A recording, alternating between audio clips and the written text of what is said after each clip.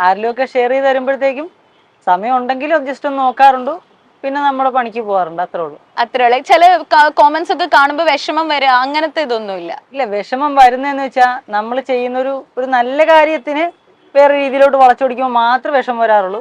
അല്ലാതെ നമ്മൾ പറയുന്ന കാര്യങ്ങളെ വളച്ചൊടിച്ചുകൊണ്ട് ട്രോൾ ആക്കുമ്പോഴത്തേക്കും we just don't care about it. അങ്ങനെയാണല്ലേ? അവരവരുടെ പണി നോക്കുന്നു, അവരുടെ ഭക്ഷണം ഉണ്ടാക്കുന്നു, നമ്മൾ നമ്മുടെ കാര്യങ്ങളുമായിട്ട് ഹാപ്പി ആയിട്ട് പോകുന്നു. അത്രേ ഉള്ളൂ. രശ്മിക്കും അങ്ങനെ തന്നെയാണ്. ഞാൻ ഏറ്റവും കൂടുതൽ കേട്ടിട്ടുള്ള കമന്റ് ആണ്, നിങ്ങൾ രണ്ടുപേരും എങ്ങനെ സെറ്റായി, നിങ്ങൾ രണ്ടുപേരും ഇങ്ങനെ ഇത്ര ഒരേപോലത്തെ വൈബായി എന്നുള്ളതാണ് ഞാൻ ഏറ്റവും കൂടുതൽ കണ്ടിട്ടുള്ള കമന്റ്. ശരിക്കും എങ്ങനെയായിരുന്നു?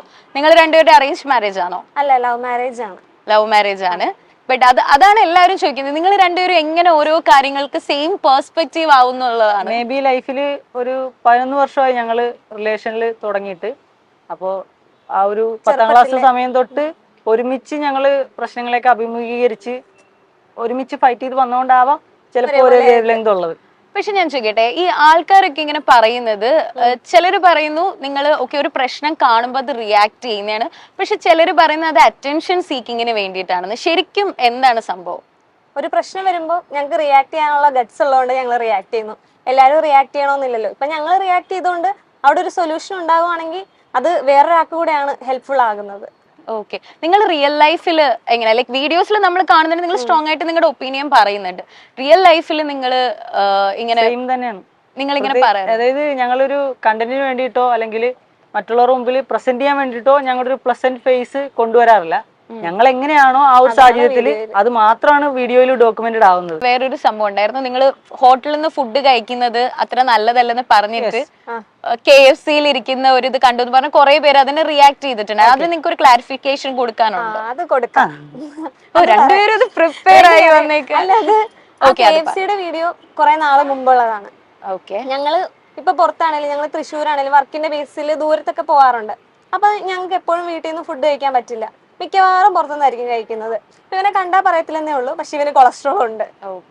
അപ്പൊ മാക്സിമം ഞങ്ങൾ പുറത്തുനിന്നുള്ള ആഹാരം കുറച്ചിട്ട് വീട്ടിലെ ആഹാരം കഴിക്കാൻ അങ്ങനെ ഒരു പ്ലാൻ ഇട്ടു. അതിന്റെ ബേസിസിലാണ് ആ ഒരു വീഡിയോ എടുത്തത്. അപ്പോൾ ഞങ്ങൾ പുറത്തു പോയപ്പോഴത്തേക്കും ഒരു നേരത്തേക്കുള്ള ആഹാരം ഞങ്ങൾ വീട്ടിൽ നിന്ന് കൊണ്ടുവന്നു. അത് ഞങ്ങൾ കാറിൽ ഇരുന്ന് കഴിച്ചു. ഞങ്ങൾ പുറത്തുനിന്ന് കഴിക്കത്തില്ലെന്നും പറഞ്ഞിട്ടില്ല, പുറത്തുനിന്ന് കഴിക്കുന്നത് ദോഷമൊന്നും പറഞ്ഞിട്ടില്ല. ഞങ്ങൾ മാക്സിമം കുറച്ച് ഇതേപോലെ വീട്ടിലുള്ള ആഹാരങ്ങൾ കൂടുതൽ കഴിക്കാൻ ശ്രമിക്കുന്നു എന്ന രീതിയിലാണ് ഞങ്ങളത് പുറത്തോട്ട് പറയാൻ ശ്രമിച്ചത്. പക്ഷെ അത് പുറത്തോട്ട് വന്നപ്പോ അത് വേറെ രീതിയിലായി പോയി. അതിനകത്ത് കറക്റ്റായിട്ട് പറയുന്ന കാര്യം എന്ന് വെച്ച് കഴിഞ്ഞാല്, ഓയിൽസ് ഇപ്പം ചക്കിലാട്ടിയ വെളിച്ചെണ്ണ അല്ലെങ്കിൽ അതുപോലെ നമുക്ക് 100% പ്യൂർ ആയിട്ടുള്ള കോക്കനട്ട് ഓയിൽ ആണെന്ന് ഉറപ്പുള്ള അല്ലാത്ത ബാക്കി എല്ലാ സാധനങ്ങളിലും പെട്രോളിയം ബൈ പ്രൊഡക്റ്റുകൾ ഉണ്ട് എന്നതാണ് ഞാൻ പറഞ്ഞിട്ടുള്ളത്. ഇനി നമുക്ക് നെക്സ്റ്റ് ഒരു സെഗ്മെന്റിലേക്ക് പോവാം. ഇത് നമ്മൾ കുറച്ച് സീരിയസ് ടോപ്പിക്സ് ഒക്കെയാണ് സംസാരിച്ചത്. ഇനി കുറച്ചൊരു ഫണ്ണി എന്ന് പറയാം. Okay, complete ഫണ്ണാണ്. സോ നിങ്ങൾ ഈ കമന്റ്സും അതൊക്കെ മറന്നേക്ക്. ഓക്കെ, മനസ്സറിയാം എന്നാണ് ഈ സെഗ്മെന്റിന്റെ പേര്. ഓക്കെ, അപ്പൊ സെഗ്മെന്റിന് നമുക്ക് പ്രോപ്പർട്ടി ഉണ്ട്, 2 വിസിൽ നിങ്ങൾക്ക് തരും. ഓക്കെ, എനിക്ക് പച്ച. ഓക്കെ, അപ്പൊ ഇത് എങ്ങനെയാന്ന് വെച്ചാൽ ഞാൻ ക്വസ്റ്റ്യൻസ് ചോദിക്കും, നിങ്ങൾ അങ്ങോട്ടും ഇങ്ങോട്ടും തിരിഞ്ഞിരിക്കണം, നിങ്ങൾ അങ്ങോട്ടും ഇങ്ങോട്ട് ഐ കോണ്ടാക്ട് ഒന്നും പറ്റില്ല. ഓക്കെ, അവിടെ തിരിഞ്ഞിരുന്ന് ഞാനൊരു ക്വസ്റ്റ്യൻ ഓർ സ്റ്റേറ്റ്മെന്റ് എന്താണേലും പറയും. അത് നിങ്ങൾക്ക് എന്ത് ഉത്തരമാണ് പറയാനുള്ള 1 സെക്കൻഡ് പോലും സമയം തരില്ല. വിസിൽ അടിക്കണം. ഓക്കെ, വിസിൽ അപ്പൊ തന്നെ അടിക്കണം. ഒരേപോലെ അടിച്ചാൽ നിങ്ങൾക്ക് മാർക്ക്. നിങ്ങൾ അടിച്ചില്ല അല്ലെങ്കിൽ 2 പേര് തെറ്റുത്തരാണ് പറഞ്ഞെങ്കിൽ നിങ്ങൾക്ക് പണിഷ്മെന്റ് ഉണ്ട്. Punishment, this is full of fun. Okay, full fun ആണ്. അപ്പൊ ഒന്നും വിചാരിക്കണ്ട. റെഡി അല്ലേ? വിസിൽ അടിക്കുന്നതിന് മുമ്പ് ഞങ്ങളതൊന്ന് ടിഷ്യൂ തരാവോ? അതെന്തിനാ? ഞങ്ങൾക്ക് കുറച്ച് ഹോസ്പിറ്റലിന്റെ പ്രശ്നമുണ്ട്. Okay,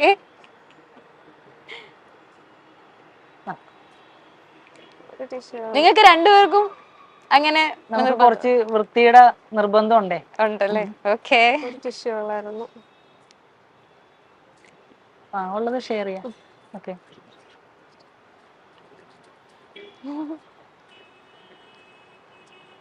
okay. സോ ഈ സെഗ്മെന്റ് എങ്ങനെയാന്ന് വെച്ചാൽ നിങ്ങൾ അങ്ങോട്ട് ഇങ്ങനെ തിരിഞ്ഞു നിൽക്കണം. ഓക്കെ, തിരിഞ്ഞു നിന്നിട്ട് ഞാനൊരു ക്വസ്റ്റ്യൻ ഓർ സ്റ്റേറ്റ്മെന്റ് ചോദിക്കും. അപ്പൊ യെസ് ആണെങ്കിൽ നിങ്ങൾ വിസിൽ അടിക്കണം, നോ ആണെങ്കിൽ ചെയ്യണ്ട. ഇത് 2 ഒരുമിച്ച് ചെയ്താലാണ് നിങ്ങൾ ഇതിൽ വിജയിക്കുക. നിങ്ങൾ ഒരാൾ വിസിൽ അടിച്ചിട്ട് ഒരാൾ തെറ്റിപ്പോയ പണിഷ്മെന്റ് ഉണ്ട്. ഓക്കെ, ഓക്കെ, അപ്പൊ റെഡി അല്ലേ? സോ ഫസ്റ്റ് അങ്ങോട്ട് ഇങ്ങോട്ട് നോക്കരുത്, അങ്ങോട്ട് തിരിഞ്ഞു നിന്നു. ഇത് ഫുൾ ഫണ്ണാണേ. സോ ഒരു സീരിയസ്നെസ് ഒന്നും പിടിച്ചിരിക്കണ്ട, ഫുൾ ഫണ്ണാണ്. തുടങ്ങുവാണേ. തിരിഞ്ഞിരിക്കും, രോഗത്തിൽ തിരിഞ്ഞിരിക്കും. ഓക്കെ, സോ എസ് ആണെങ്കിൽ വിസിൽ അടിക്കണം. നോ ആണെങ്കിൽ വേണ്ട. കംപ്ലൈന്റ് സ്റ്റാർ എന്ന ഫൺ ടൈറ്റിൽ കിട്ടിയതിൽ സന്തോഷമുണ്ട്.